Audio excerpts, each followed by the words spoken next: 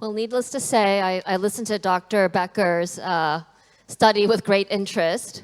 So thank you, everyone, for joining us for today's fireside chat, without the fire, on climate and feminist diplomacy, and subtitled, What Foreign Policy Has to Do with Sustainability and Change. So my name is Elizabeth Lee. Again, for those of you who don't know me, I'm the Consul General here in Thessaloniki. And I'm joined today, it's my great pleasure to be joined today, by Dr. Aubrey Paris, who is a policy advisor on gender, climate change, and innovation at the Secretary of State's Office of Global Women's Issues in Washington, D.C. If you'll join me in giving her a warm round of applause. Thank you. So a little bit about Dr. Paris. Prior to joining the State Department, she was a National Science Foundation Graduate Research Fellow, an energy climate scholar at Princeton University, where she also received her Ph.D. in chemistry and material sciences. Dr. Paris, thanks again for joining us here today in beautiful Thessaloniki. We hope that you've been enjoying the city. It's been fantastic. Thank you so much for having me. Great. So without further ado, let's begin. So I think the last panel actually serves as a really wonderful segue for the chat that we're about to have today. I think that we discussed a lot about the importance not only of intersectionality, but also different rubrics of feminism as well as climate change. And I think it highlights something, and I'm sorry if this question is very simple, but I do think it's worth asking, and asking directly. So while many people understand the importance of feminism, and many also purport to understand the importance of climate change, most people don't see the connection or nexus between the two. So Dr. Paris, could you please explain to us what is the importance of the gender-climate nexus, and why is the United States seeking a leadership role in that respect? Thank you so much for the question. And I want to start by thanking, of course, Women on Top, as well as the Embassy, for having me here today, and thank all of you for coming to this very important conversation. I do think that in answer to this question, and perhaps others, I'll really be underscoring the importance of what our previous panelists were able to share, and I don't think it can be repeated enough, to be frank. I like to think of the gender-climate nexus as really a combination of three different categories, if you will. You know, on the one hand, we see intersections with food and water security. We see conflict drivers, migration, displacement, all of which have distinct, disproportionate impacts on women and girls. The second category that I think of is really in the health and human rights space. We heard a lot about the health just a few moments ago, but also the loss of livelihoods, loss of educational opportunities, as well as those health services, et cetera, and the increased rates of gender-based violence. And then the third bucket is perhaps a bit more optimistic in nature, opportunities-based, and that is the relationship between gender, climate change, and economic empowerment, and the green and blue economies that are providing opportunities for new jobs for women, and really in any sector that is undergoing a green transition. And I think part of this is recognizing the fact that women are already so well represented in many industries that either are having a great effect on or are being impacted by climate change. Things like agriculture, tourism, fisheries, or garment and textile industries, et cetera. And so this really leads the US government to what we consider a two-pronged approach to the gender-climate nexus in our policy, our programming, and really our outreach. On the one hand, these disproportionate impacts of climate change on women and girls and marginalized communities writ large must be addressed. But at the same time, and equally importantly, women and girls must be empowered as leaders and agents of change as we seek to combat the climate crisis. And this is really made very clear at the highest levels of US policy. For example, the US National Strategy on Gender Equity and Equality, celebrating its one-year anniversary this October, it denotes promoting gender equity and mitigating and responding to climate change as one of 10 strategic priorities. We also see it's extremely relevant to the Partnership for Global Infrastructure and Investment launched by President Biden at the G7 Leaders Summit this past June. And we have some forthcoming strategies coming out of the United States that will also address these climate intersections. Things like the U.S. strategy to prevent and respond to gender-based violence globally, as well as the forthcoming women's economic security strategy. Wow, that's quite a lot of different initiatives that we've been working on, and I'm really happy that you are involved in all of this as well. Now, my second question is in regards to the office that you work for, which is the Secretary's Office of Global Women's Issues, affectionately known by us in the State Department as SGW. I am very familiar with SGW because when I was in New York at the U.S. mission to the UN and the Security Council, one of my files was working on women, peace, and security, and one of our closest partners back in Washington at the time was SGW for that particular file. But I'd like to have you explain to the rest of us, for who may not have had the opportunity, exactly what your office does. I love the question, and I love that you have the personal experience as well. So we in SGW have the mandate to promote the rights and the empowerment of women and girls through U.S. foreign policy. And we do this, of course, through policy and through diplomacy, but also through partnerships, outreach, what we call public diplomacy, et cetera. And we have three main pillars for our work in the Secretary's Office of Global Women's Issues, one of which is women, peace, and security. Another is women's economic empowerment and security. And the third is preventing and responding to gender-based violence. Now, based on those three themes and what I just said in answer to the previous question, you might not be surprised to learn that climate change is considered a cross-cutting issue in our office, as it affects every one of those priorities and more.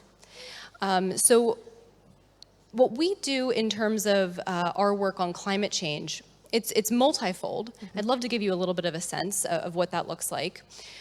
So internally, we work with all different State Department offices, bureaus, and our embassies and U.S. missions around the world to help them integrate the gender-climate nexus into their work. We do this by holding internal working group meetings. We generate resources and provide briefings on gender and climate. We spearhead new foreign assistance programming projects related to gender and climate, including by managing State Department funds within the Gender Equity and Equality Action Fund, also known as the GEA Fund, of which a large component of that funding goes towards women's economic empowerment related to the climate crisis. We also work really closely, I mentioned national strategies in my previous response. We work really closely with the White House Gender Policy Council and the National Security Council, and what we call the interagency, so all of the other federal agencies in the United States government, such as USAID, et cetera, to make sure that we are collectively integrating this work across the board. So we hold interagency working group meetings quite a bit as well. I actually have one in a couple of weeks. But I think that gives really the overview of how we approach climate change in the office. And then, of course, we have some initiatives and some best practices we could talk about as well. Actually, that's exactly my next question. So, yeah. So, I think that it would be very useful to hear from you some of the best practices that you recommend, that we employ. I know that a lot of this is nascent, because this is a nascent field that's emerging. But it would be really wonderful if you could tailor some of your responses and with maybe some examples for our audience who are largely Greek, so that they can benefit as well from learning what's already been happening on the ground. Absolutely. In terms of best practices, I want to start by saying I'm just going to give you a couple of examples, some of which, again, are reflective of the previous panel discussions. But I also want to say that, in the time to come today, I would love to hear if you are working in this space, if you have best practices or tips that you'd like to share, because it's really important that we share this information with one another. So the best practices and tips for me, it starts with really eliminating the silo that exists in so many spheres between climate policy and programming and gender policy and programming. I like to think of a Venn diagram, right, where you have two circles that should be interconnected because of overlapping themes. And honestly, too often, for a long time now, we have the gender and climate circles not overlapping at all. And that's really ill-advised for all the reasons we've heard about today. So really breaking down those silos and making sure these conversations are happening at every level of government, as well as in private sector, as well as in nonprofit organizations, grassroots organizations, et cetera, is a really critical first step. I think the second step goes right along with it, saying that women and girls and marginalized communities writ large must be involved in conversations about climate policy and climate action from the get-go. They must be incorporated from the start because that's the only way we can even attempt to make sure their perspectives are reflected throughout our policies and our programs and our actions. And relatedly, ensuring that we are communicating with those groups from the get-go about what the challenges or barriers are to their participation and leadership in climate action so that we can collaboratively work with them to then hopefully overcome those challenges. The fourth goes back to the intersectionality point, recognizing that women and girls are not a monolith, and that there are various societal factors, there are identity factors ranging from racial and ethnic identity to LGBTQI+ status to indigenous status or rural location, etc., that might compound the challenges that certain women and girls face so that we make sure we're not trying to create a silver bullet to fix one problem without recognizing these niche areas that require treatment. And finally, I think an important piece of this, and it's one of the reasons I invite you to share with me your tips and best practices later today, is developing networks of women and girls around the world to share the solutions that they're generating in their communities that are effective and therefore might be translatable to other communities around the world. Because quite frankly, I think we all recognize at this point that climate change does not respect boundaries or borders, right? And so a wildfire situation for here in Greece is going to be a similar challenge posed to folks in California, USA, who are facing wildfires. Or the flooding that happened recently right here in Thessaloniki is reflective of challenges faced by the US Gulf Coast community, as well as many other locations around the world. And so if women and girls are developing solutions to these challenges on the ground in one location, sharing those best practices or even collaborating to amplify the efforts of these women, that's going to be a really powerful solution. And if you wouldn't mind, I'd love to briefly reflect on that in the context of an initiative that we have in SGWE. Please, go ahead. So we do have an initiative in our office called the Innovation Station, which really tries to bring that network building to practice. What we do is we identify women and girls around the United States and around the world who are developing these translatable solutions to all sorts of climate change, whether direct impacts of climate change or more indirect. And they're developing solutions that we want to amplify on a global stage so others can learn from their efforts. And then behind the scenes, we help to connect them with these new communities around the world so that they can share those best practices, they can develop new collaborations on the ground, et cetera. And I'm really proud that we've developed, in just over a year this initiative has been operating, we've helped these women in our network develop more than 250 new collaborative connections with communities all around the world. As a result, the women in the network have shared their social sustainability tools in the East Asian Pacific region. We've had our women speaking at embassy-hosted events in Europe and in South America. We have seen these women participate in UN-level events, et cetera. So the amplification is hopefully having an effect. What she's not telling you is that this is actually one of her brainchild, so brainchildren, is that right in plural? I'm not sure, but anyway, so she is the force behind this initiative. And I think that if you ever do an international segment, there are some Greek women in this room who might be interested in being guest stars. You know, I've met several women today that I already have their names in the back of my mind for future events. So if I email some of you, you know why. Okay, great. So You know, that actually, that rolls naturally to another question, which I know a lot of us face. And this is not just in regards to issues regarding climate change and feminism, but there's an element of persuasion. I think many of us here were already kind of, I wouldn't say you're quite preaching to the choir, but most of us already have an open mind where for me, I hadn't thought as much about the nexus between climate change and feminism until learning about you and doing more research. Because when I worked on this file, the Women, Peace and Security file, years ago, I won't tell you how far ago, but anyway, a long time ago, it wasn't something that was discussed. It was on no one's radar. And now it were two different spheres. There's no Venn diagram linking the two. And we all know it takes a long time, a lot of effort. It's taken a long time and effort. It still is taking a long time and effort to convince people of the separate merits of feminism and the separate merits of climate change.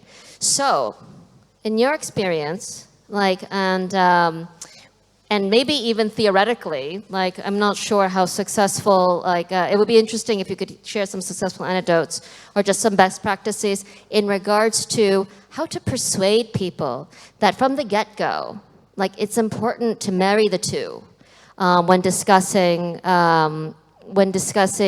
feminism. You should discuss climate change and vice versa. Wow, it's the age-old question. It really is. And I think we can start by laying the baseline here and say that the fact that equity and equality are on the table should be reason enough. But we know that that's not enough motivation for some communities. And so I actually would call back to the ambassador's points in the opening remarks earlier today. The economic bottom line is very clear, including women and girls in the training and the resourcing, the financing, et cetera, and the leadership positions throughout all sectors of society, including in the green and blue economies, makes a lot of financial sense. It's also the fact that, quite frankly, if women and girls have the most effective solutions in a particular instance, if they're stopping flooding, they're not just stopping flooding for women and girls. They're stopping flooding for their entire community. Women and girls just happen to be included, right? And so it's a strategic, I guess, perspective as well to why we want to have women and girls really at the table here and leading the way, because they are the ones that so often, because of their relationships with their families and their communities and their environment, I mean, we know that women and girls are often responsible for managing natural resources, so they're often the first ones to see when natural resource degradation is happening. So they also might be able to come up with the solutions needed to fix it. And the same goes for not just the environmental challenges, but the social challenges and the cultural challenges associated as well. Okay, great. Thank you very much. I'm going to conclude with the last question about yourself, and if we have time to expand the fireside a little bit more, I'd like to ask the audience if they have a question or so, if we can get to that. I know we're very close on time and out of respect for the next panel, but let's conclude, again, like I said, with learning a little bit about Dr. Paris. So, Dr. Paris, you have a Ph.D. in chemistry and material science, as I said before. Could you please tell us more about how and why you decided to pivot to policy? Because your background is quite technical. And specifically, not just any policy, but policy focusing on gender, climate change, and innovation. Well, I thank you so much for asking. I think this is a multi-part answer, to be honest with you. So. My research, my background is in what we would call in the field carbon dioxide electrochemistry or electrolysis. I studied ways to develop new materials that can transform carbon dioxide into more useful products to create even more of an economic case for climate change mitigation. But if you hear that topic as a research project, it's probably very clear to you that from the get-go, I've always had a very strong interest in seeing the applications of science out in society.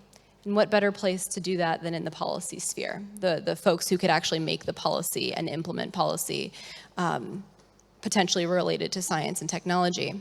Climate change, as a topic has been a personal passion of mine for quite a long time, as evidenced by that Ph.D. research. But just environmental issues writ large. I'll admit that back when I was in high school, I was the proud science fair participant who always did environmental science projects, so it's always been in me.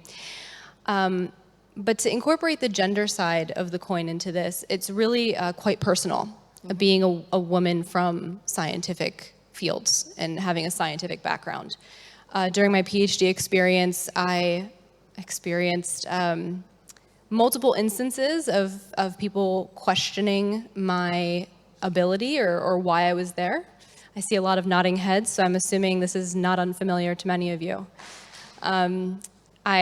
I'll share one quick anecdote where I was giving my lab's talk to our department seminar and was approached by one of my male colleagues and someone who I considered a friend afterwards, and he walked right up to me and said, "Why are you so good at public speaking?" It's like, thanks. Just one example of those systematic challenges within the sciences being a woman. And so based on the personal passion and the technical expertise around climate change and those personal experiences as a woman in STEM, this position made a lot of sense for me. Yeah, he could have stopped that like without the why and just made a declarative sentence. You are so good at public speaking. Well, thank you. Yeah. So we have a little bit of time, actually. May I ask the audience for one or two questions that lend themselves to brief answers? Otherwise, there is a reception afterwards. No? Okay. All right, then what I'm going to do is I'm going to close out. I'm going to give back some borrowed time. Thank you so much. Thank you so much, Dr. Paris, for joining us. I love your last name, by the way. I want to be known as Dr. Seoul or Dr. San Francisco. Thank Something you. like that as well. All right, thank you. Thank you all.